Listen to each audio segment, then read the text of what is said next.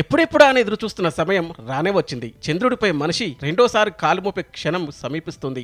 5 దశాబ్దాల తర్వాత చందమామను వెతుక్కుంటూ మనిషి పయనం కాబోతున్నాడు. అమెరికా అంతరిక్ష పరిశోధన సంస్థ ఆర్టెమిస్ 2 మిషన్ ద్వారా 4 వ్యోమగాములను చందమామ చెంతకు పంపించబోతుంది.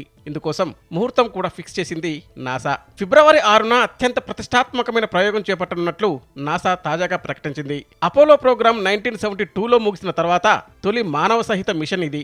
ఈ నెల 31 నుంచి వచ్చే నెల 14 వరకు లాంచ్ విండో ఓపెన్ అయి ఉంటుందని, ఫిబ్రవరి 6న ఈ ప్రయోగం జరగకపోతే 7, 8, 10, 11 తేదీల్లో ఏదో ఒక రోజు జరగవచ్చని నాసా తెలిపింది. ఈ మిషన్లో నాసా వ్యోమగాములు Reed Wiseman, Victor Glover, Christina Koch, Canadian space agency వ్యోమగామి జెరెమియా హాన్సెన్ వెళ్తారు. 10 రోజుల పాటు చంద్రుని చుట్టూ ఈ మిషన్ తిరుగుతుంది. ఆ తర్వాత భూమిపైకి వస్తుంది.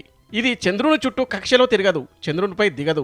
లైఫ్ సపోర్ట్ పరికరాలను పరీక్షించడం కోసం కొన్నిసార్లు భూమి కక్షలోకి తిరుగుతుంది. మానవులు చంద్రునిపై మరోసారి అడుగుపెట్టడానికి ముందు ఇది ట్రయల్ మిషన్. ఆర్టెమిస్ 3 మానవులను చంద్రునిపైకి తీసుకెళ్లి దించుతుంది.